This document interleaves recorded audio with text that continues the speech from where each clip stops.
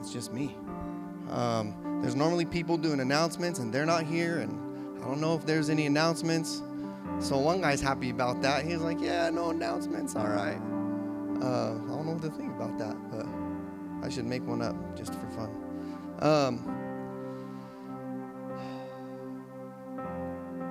So I want to talk to you guys. Is there anyone who hasn't been here the last couple weeks, at least one of the last 2 weeks you haven't been here? Okay, so some of you guys. So I'm going to do a quick recap, probably not a very good one of what Ben's kind of been talking about. I'm going to just give the very condensed version.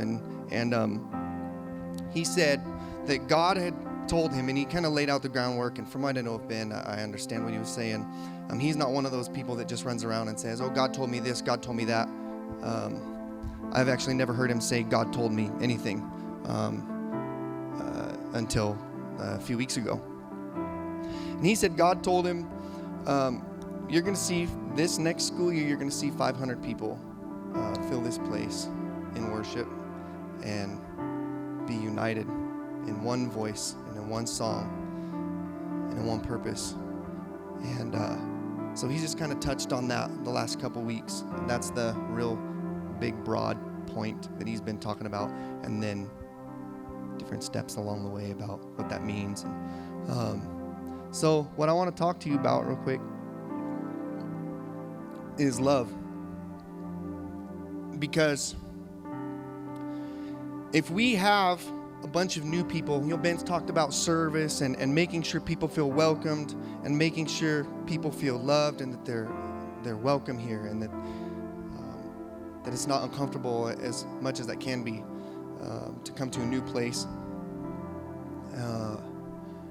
And just how we're going to need people to serve. I'm going to give his plug. I think it's 120kcc.com. I think that's the right website. But if you just Google 120kcc and go to the website, there's a serve spot on there if you're interested in serving, helping out with anything. You can go on there, fill out a form, and someone will get in touch with you. And so if we're going to have all these people, if we're going to have 500 people, we're going to need to be able to love on them, because I bet there's going to be some people that are pretty messed up that come through. There'll be some great people. There'll be people that think they're got it all together and they don't. There'll be people that come through that think they really don't know anything, and actually they probably got it more together than a lot of us do. But it doesn't matter. It doesn't matter what we do if we don't have love.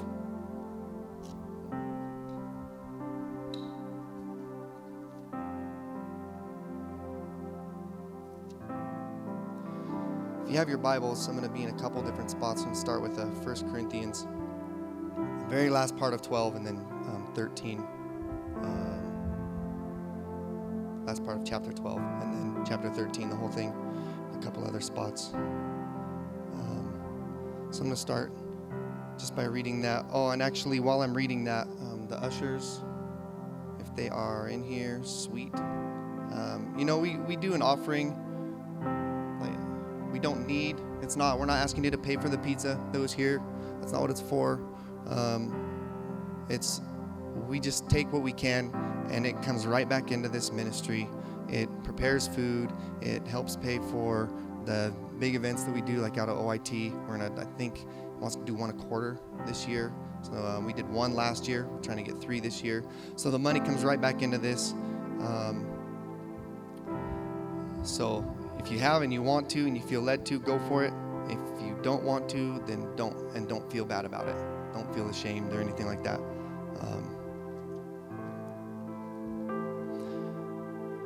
So 1 Corinthians 12:31 says, "But earnestly desire the higher gifts, and I will show you still a more excellent way." And that's going to make more sense here in a minute.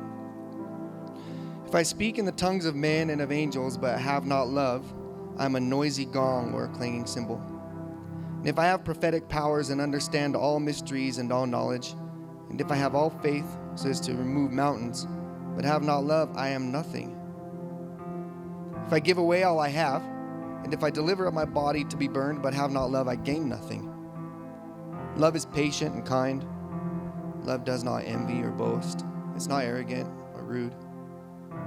It does not insist on its own way. It's not irritable or resentful. It does not rejoice at wrongdoing, but rejoices with the truth. Love bears all things, believes all things, hopes all things, endures all things. Love never ends. As for prophecies, they will pass away, and as for tongues, they will cease. As for knowledge, it will pass away. For we know in part and we prophesy in part. But when the perfect comes, the partial will pass away.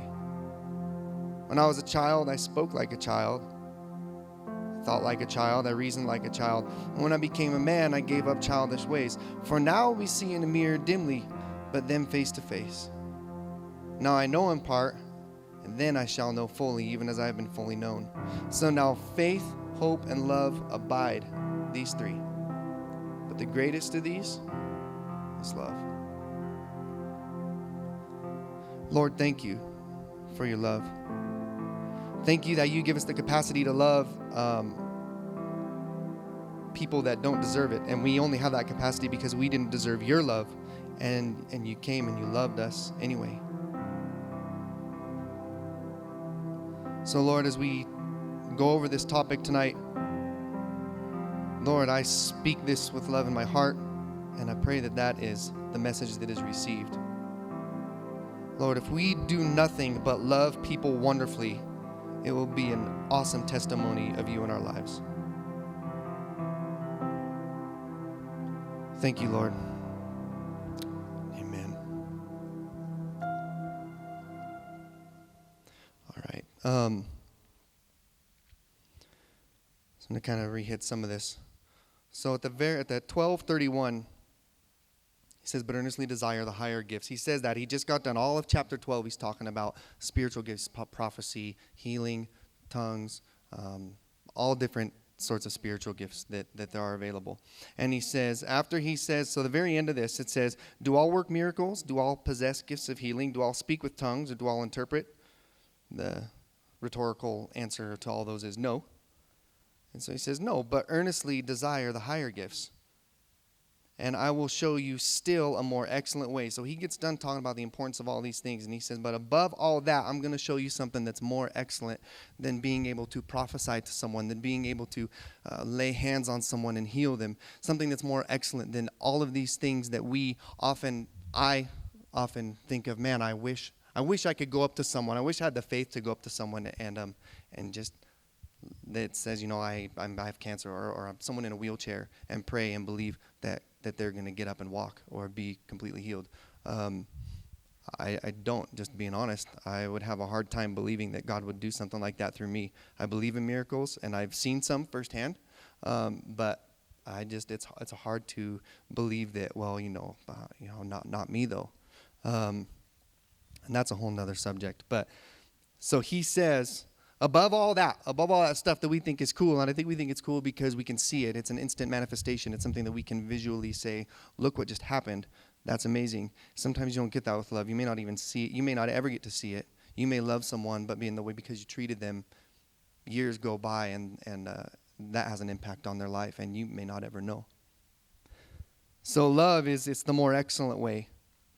And the more excellent, that word, the Greek word there means to throw beyond to where you can't measure it. So it's like he's saying, so here's all these gifts right here, these things that we know and we understand.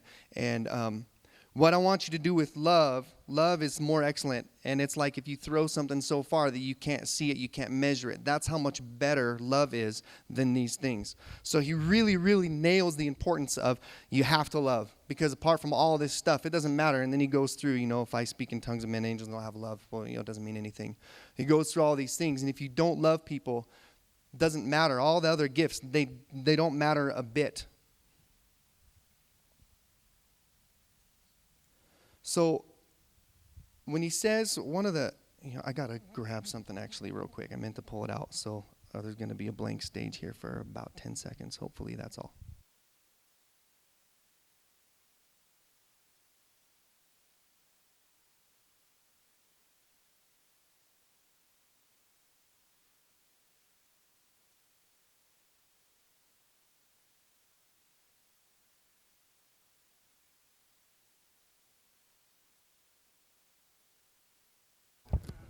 this is this isn't like, all right, let's get ready for 120 and put up elephants and whatever that background is. This kind of fits, though, I guess, so that's cool. But so one of the best things that I love about this is he says, if I have prophetic powers and I'll understand all mysteries and all knowledge, and if I have all faith so as to move mountains, but I have not love, I'm nothing. So it doesn't matter if I come and I can tell you, I can prophesy into your life and say this and this has happened and this is going to happen, and it's all just right on the money. If I don't love, it doesn't matter.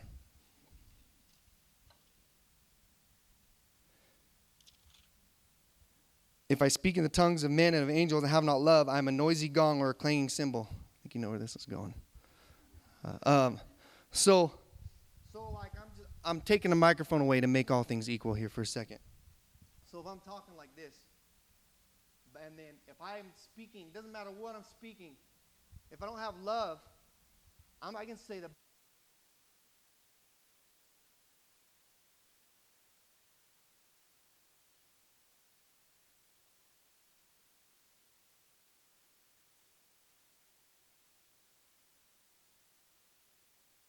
That's what it's like when you don't have love in your heart and you go and you start to talk to people and you say, man, let me tell you about this. And you know what? If you're standing, that was like really painful to me. If you're standing right here and you're right in someone's face and you're talking to them and you're noisy and that's all you sound like is a gong or a cymbal, and when something's loud, people do this.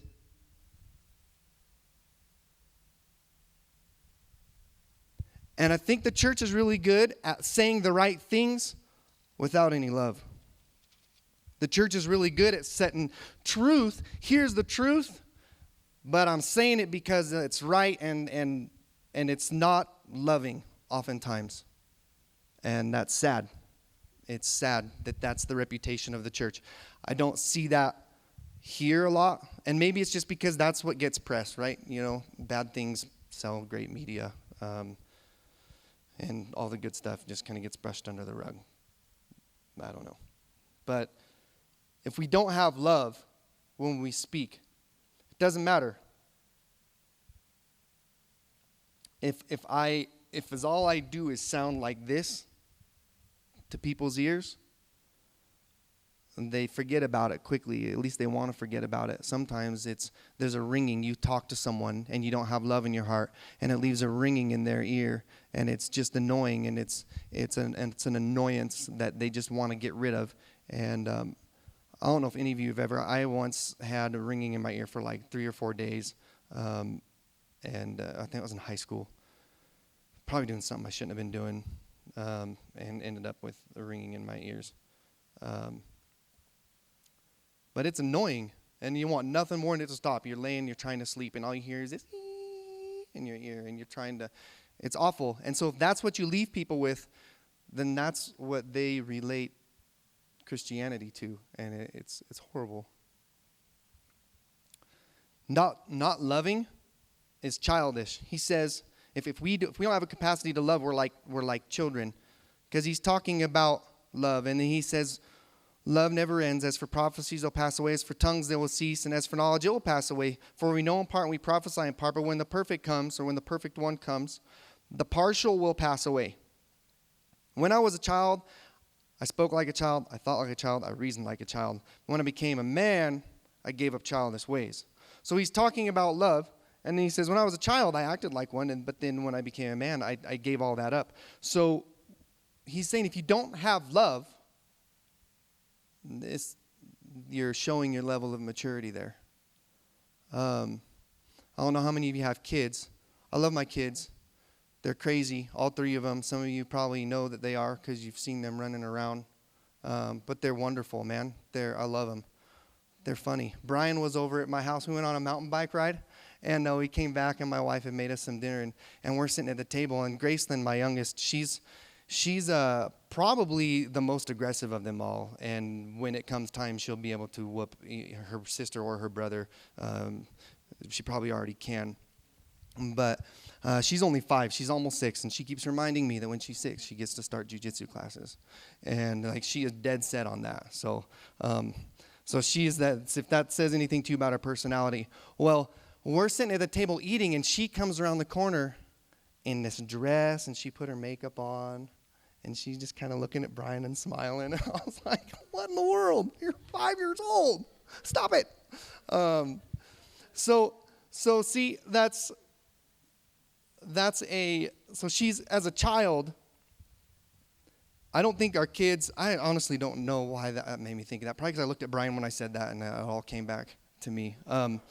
But as children, they don't, I think they have a capacity to love to some extent, but love's not an emotion, on the contrary to what Tina Turner might tell you, okay? It's not just a second-hand emotion. What's love got to do with it, right? So, man, am I like everyone's, I got a lot of people just like, doink, doink, just like blinking, like, I have no clue what you're talking about.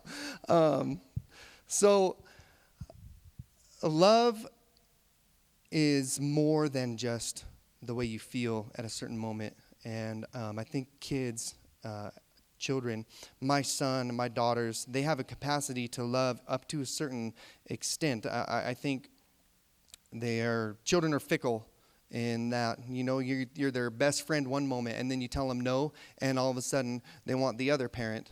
And then they tell them no, and then they're in their room crying about how they have the worst life ever, and everyone else gets this, and it's like, okay, yeah.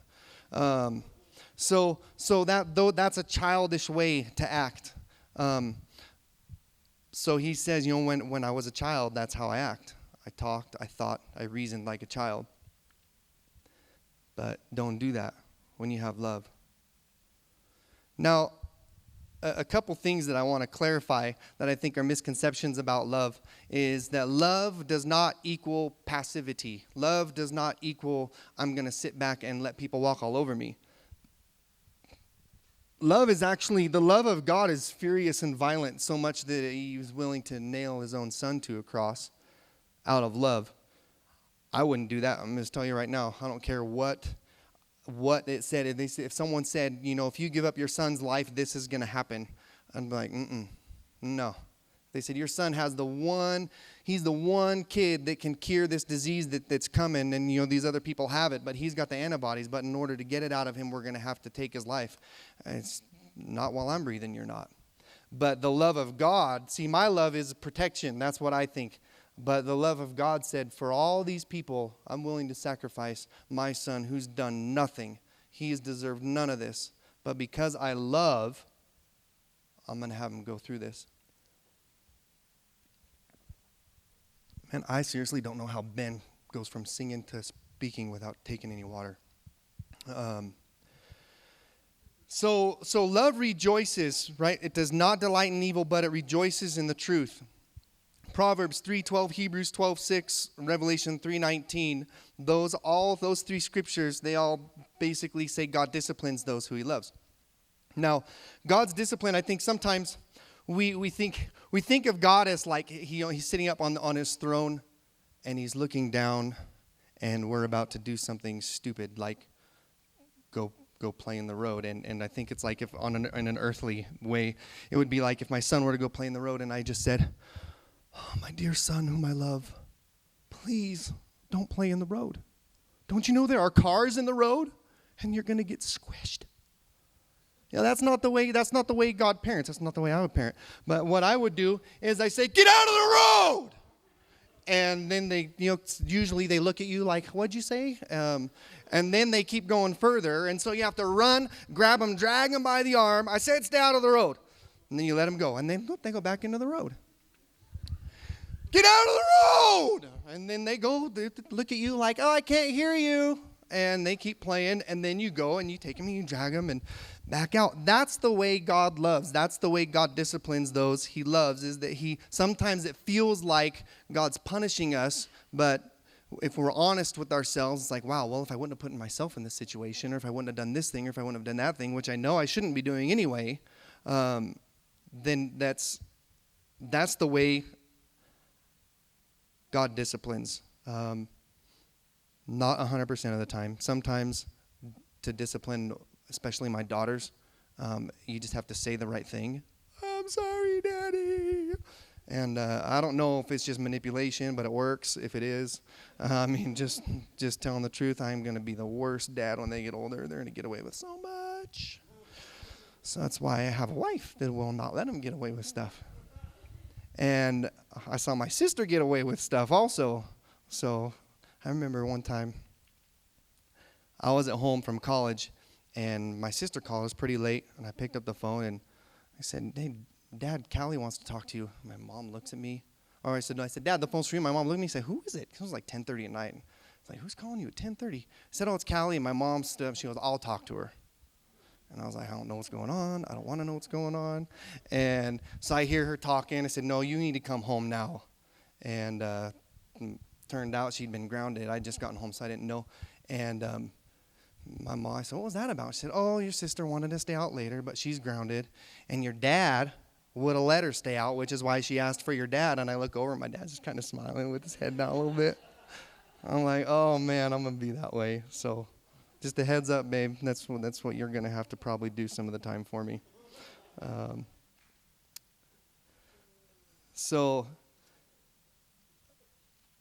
other thing that I think is misunderstood about love often is that love, so it doesn't delight in evil, but rejoices in truth. Now, sometimes we tell people the truth, and they automatically say, well, you can't judge me. And, Bible, if you're a Christian, the Bible says you can't judge.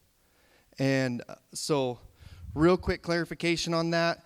It's in Matthew 7, 1 and 2, if you want to look it up. And if you want to study it, you can. But basically, this is the MOV. It's called my own version of how that reads out.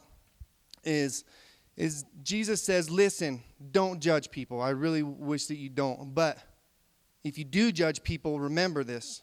The same way that you judge people, you're going to be judged in that same way.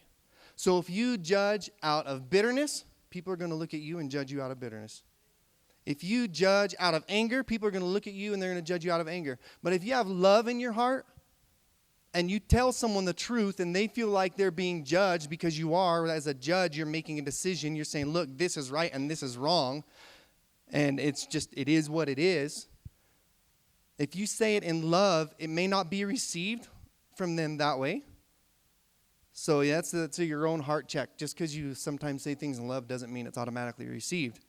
But when you say something and you say it in love, if you judge people with love, then that's how people are going to judge you. So loving is not passive. It does not sit back and let evil have its way and just say, well, since I love, I just can't really say anything because I don't want to judge anybody. That person over there shouldn't be murdering, but I'm not going to say anything because that would be judgmental. When it comes down to that, it's, they're the things that are obvious.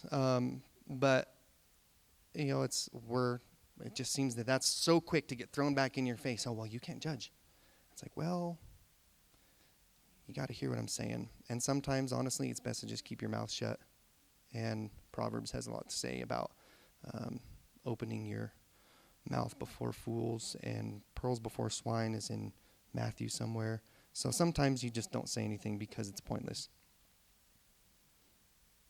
And if you go and tell people stuff, well, I love you, and that's why I'm telling you this. Obviously, you're probably not telling them out of love. So you just got to really, that's something each person has to have a talk with the Lord inside their heart about how to handle that situation. John 15, moving on, John 15, 15 through 17. I love this. He says, this is Jesus speaking here. He says, no longer do I call you servants or slaves, for a slave does not know what his master is doing, but I've called you friends. For all that I have heard from my Father, I've made known to you. You did not choose me, but I chose you and appointed you that you should go and bear fruit, and your fruit should abide, so that whatever you ask the Father in my name, he'll give it to you. These things I command you so that you will love one another.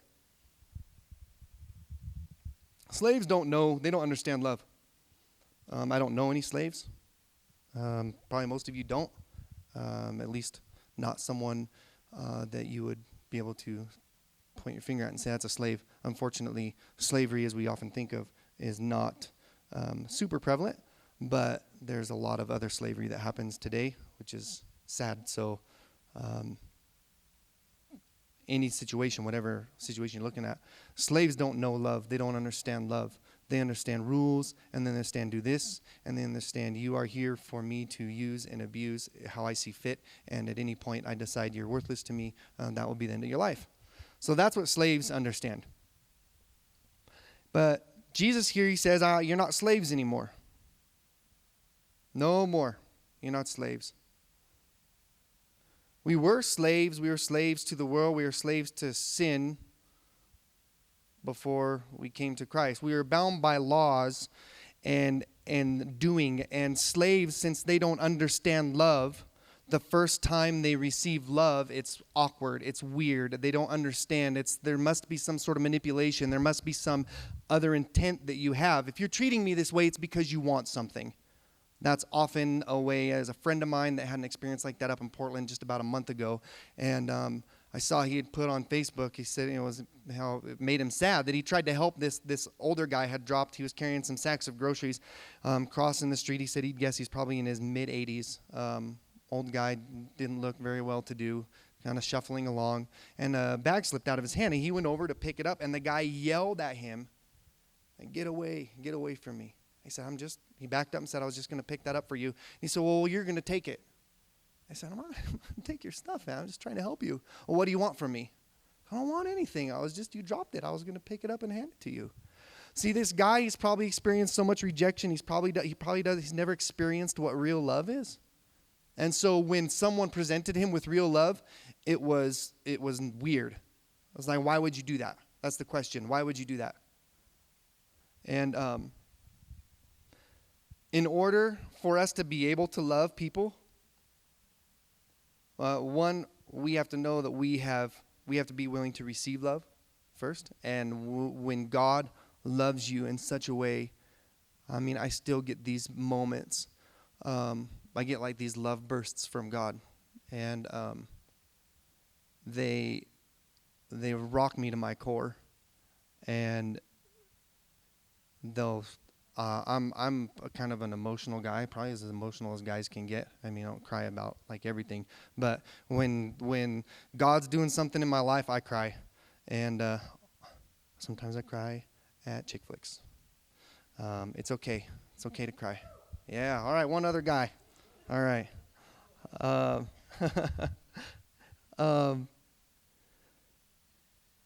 totally threw me off there. Okay. So in order to be able to love, we have to learn to accept love from other people and from God.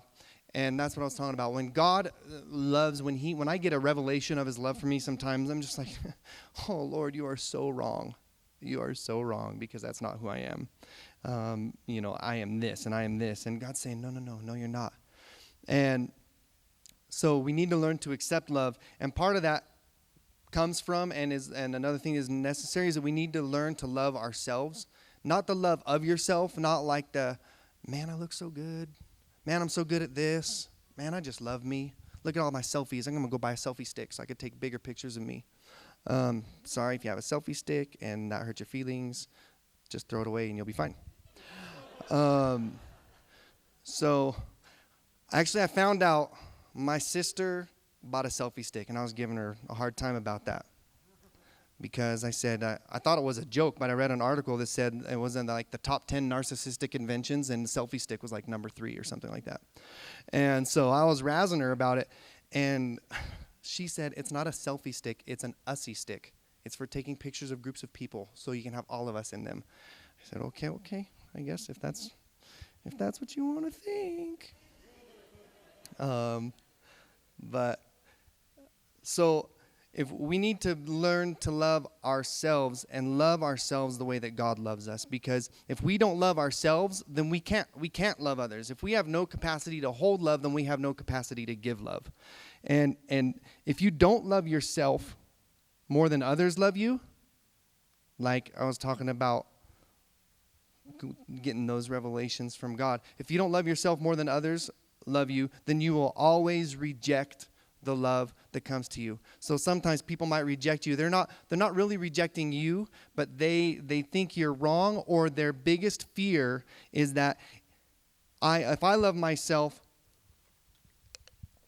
if I love myself like this much, and someone comes along and they love me this much, all of a sudden I have to push them away. I say, no, I can't.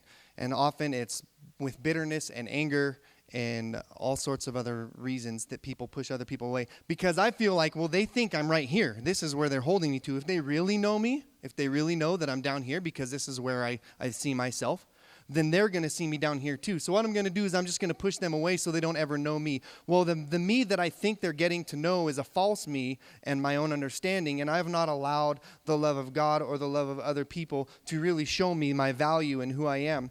And that's, I think, is going to be key, because people are going to come in here and we're going to talk with people, we're going to visit with people, and we're going to love on people, and it's going to be weird, and we may experience some rejection because we see the greater in them and we want to pull them up to that, and they say, oh, no, because if you really knew me, you'd see I'm down here and I'm stuck down here and I can't move from down here.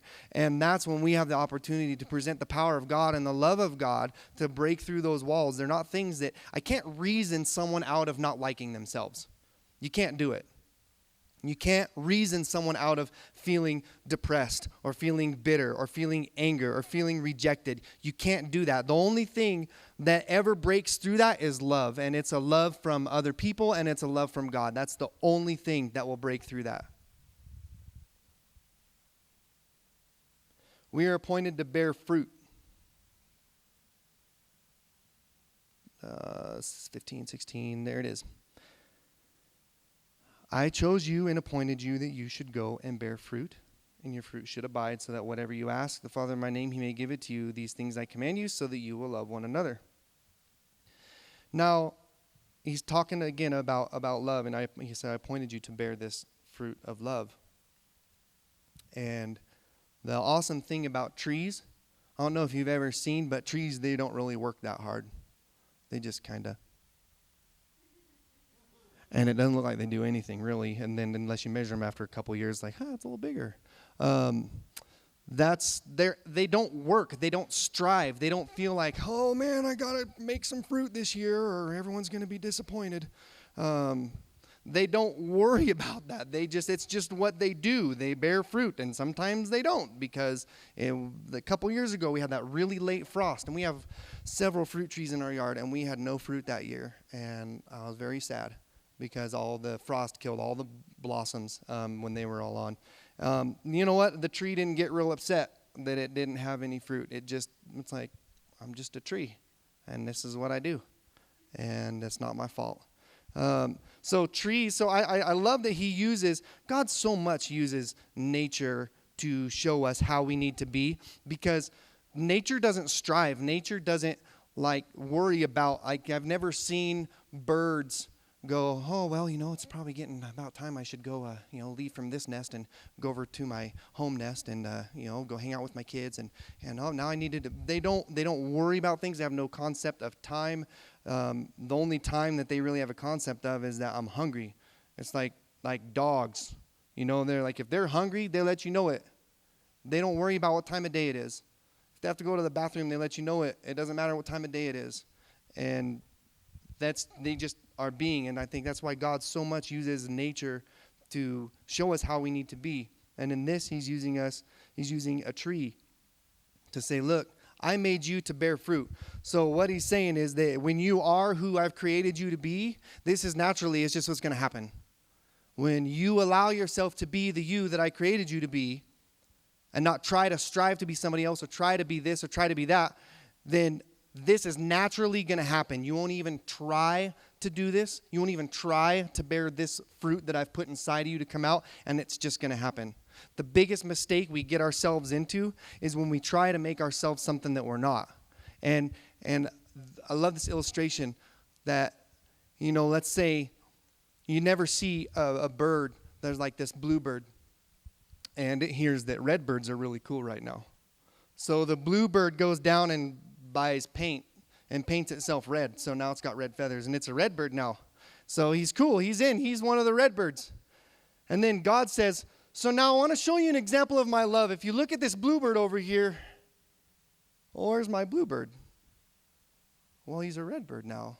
And so when God comes, when he comes to you to point to you as an example of the kingdom, but you've strived to be, I want to be this way, I want to be that, and it's not what God's made you to be, then you strive to this and you are not ready when God says, look, I want to use you as an example of my kingdom. I want to use you as an example of love. I want to use you as an example of grace or hope or mercy or whatever it might be. But you've spent your whole life trying to be what you thought was cool. Then when God says, I'm ready for you now, and Lord, I thought this.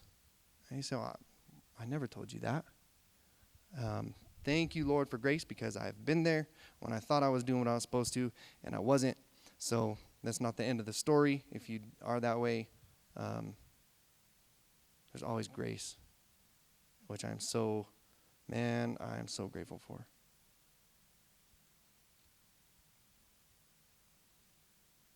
When operating out of love, I love this. When operating out of love, things that seem like a sacrifice or seem difficult to others are not sacrificial. Mother Teresa. Does anyone not know who Mother Teresa is? Yes. Okay. So Mother Teresa, she went to India, looked out for orphans, and people offered her, will you want to come? They offered her jobs to head up things in different nations. Different nations wanted to hire her. She could have lived a life of luxury if she so chose. But because she loved, she knew who she was. First off, she knew who she was, so it was effortless to her, and it was not a sacrifice to her because that's who she was. Said, this is who I'm created to be. This is what I'm created to do, and it's not hard for me to do this. I love these kids, and sometimes I have tough times, but I would not change this for anything. So what we see as a sacrifice, something I would never do, what she did, unless God radically changed my mind and every bit of me, because it's just not me. And I think it's awesome that she did that. I see it as a sacrifice. That would be a huge sacrifice for me, but for her, it wasn't. She was just being who she was called to be. And in the face of world leaders, when she got up and spoke, I think Clinton was in office at the time, and she was invited to speak at a prayer breakfast or something, and she said, why do you kill all these children? Why do you abort all these children? If you don't want them, send them to me. I'll take care of them. That was just who she was. And she didn't care if she offended presidents or high heads of state. It didn't matter to her. She let who she was just flow, just naturally. She just bore the fruit. It was effortless for her. And she didn't worry about anything else.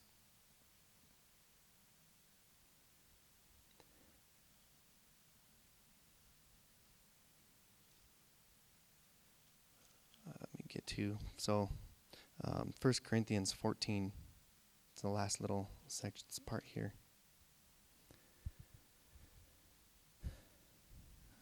1 Corinthians 14:1. Pursue love and earnestly desire the spiritual gifts, especially that you may prophesy. Pursue love and earnestly desire spiritual gifts.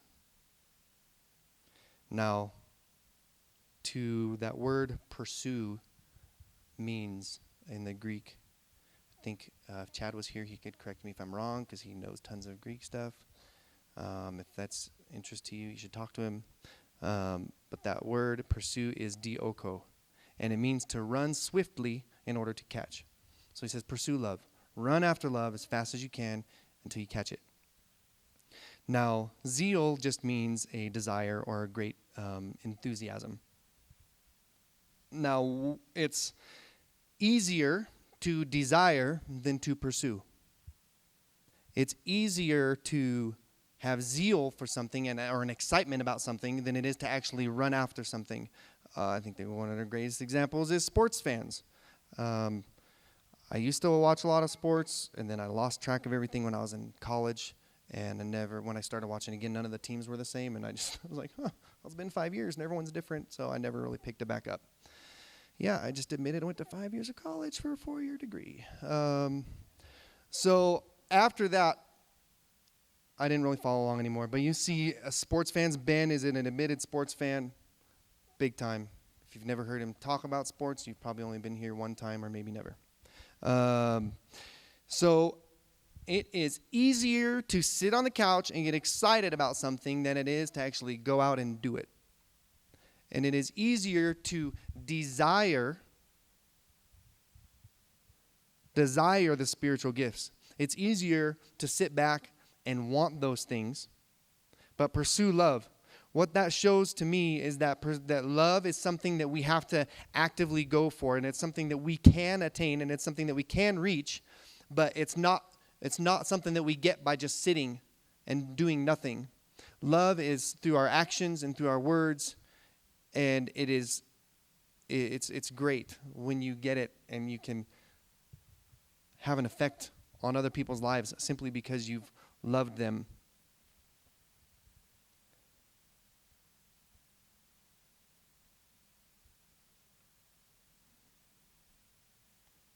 As we're filled with love, we become a reservoir of love, and then we overflow into those around us.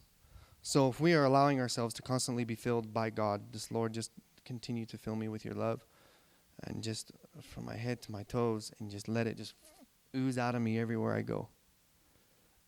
If we allow ourselves that, then naturally what will happen, it's because we're just overflowing, we don't even realize it, is that our attitudes and our actions and our interactions with people are loving, and it affects their lives. So as we come into this next school year, I know Ben has talked about, this is the first summer that I've been here, and so it's kind of cool for me. Ben has talked about really, he said, the people that show up in the summer and they keep coming in the summer, those are the core people, because they show up when all the excitement is died down and all of the, people are on vacation, music, you have awesome artwork that take place of drums, and so you guys are the ones that keep coming. And so I think you guys are the ones that are going to be leading the charge into this next school year, to be able to step into something that is greater than any individual, but as a unit, to be able to love and go in and throw love bombs on people. And I don't know, just throw them out there. And so, where was I going? Oh, yes. So, he's talked about the summertime, and so it's been kind of fun for me. I've missed some, but to see the different group, and it's really a chance to get to talk with people more and interact more. And Melissa, if you want to come up here. What I want to do in closing is, just for a few minutes, it doesn't have to be a big, long time, but get into some groups.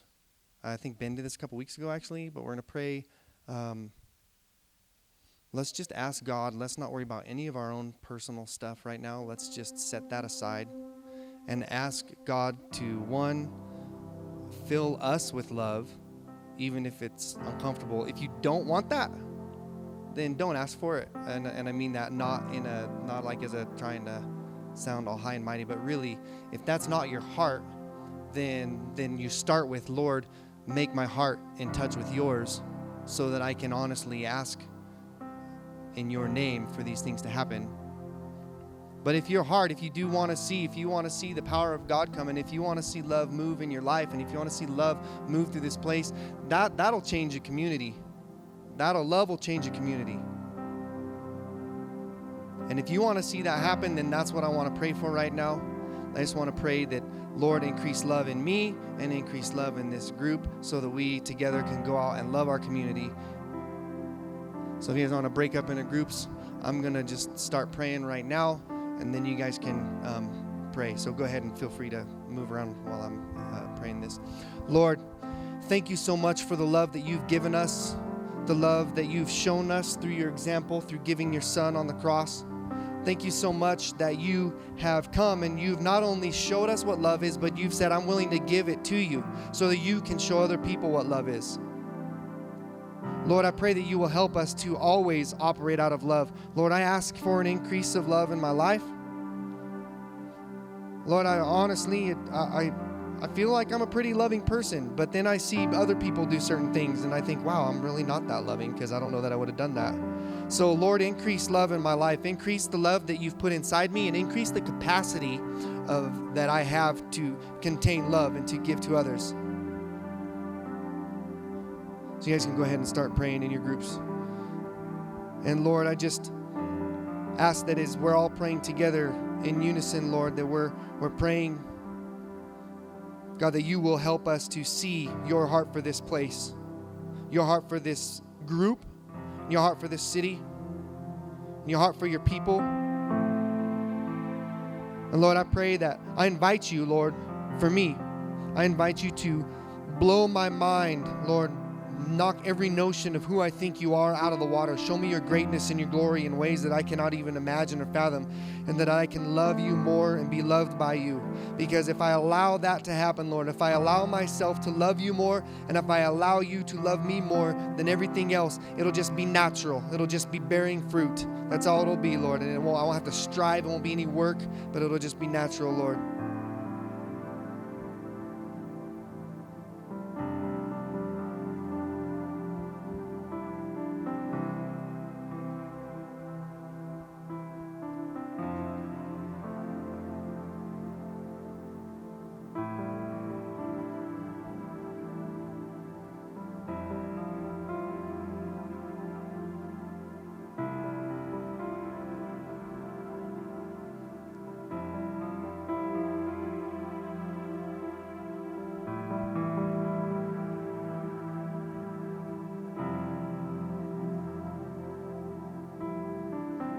Just keep going about another minute. Just push in just a little bit.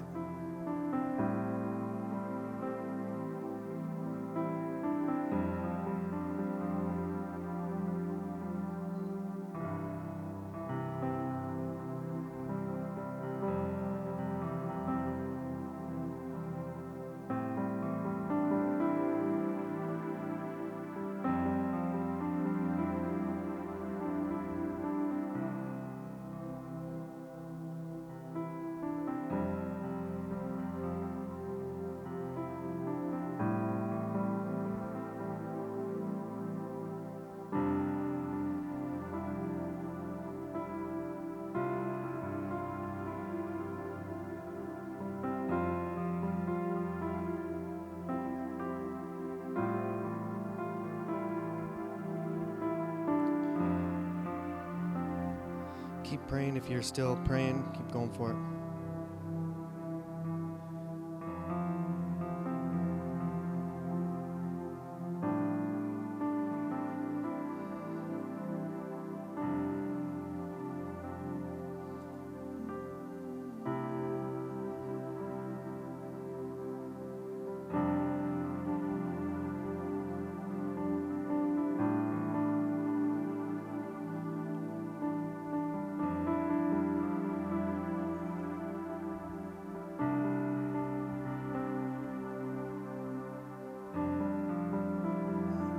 Let's just, as we wrap up here, let's just sing this. Let's sing, set your love in my soul. Just change that word there. Set your love down in my soul. I can't contain, I can't control, 'cause I want more of you, God. I want more of you. Set your love down in my soul that I can't contain, I can't control. I want more of you, God. I want more of you. Set your love down in my soul that I can't contain and I can't control. 'Cause I want more of you, God. I want more. One more time. Set your love down in my soul that I can't contain it, I can't control. 'Cause I want more of you, God. I want more of you. Amen. If you never experienced the love of God, and if you want to experience the love of God, if you would like to be prayed for, I'm more than happy to do so. Any of the prayer team, if they're here, more than happy to have you guys come on up. And otherwise, I do love you guys. I love this place. And it was a privilege. It was an honor to be able to speak with you. So go and enjoy your evening.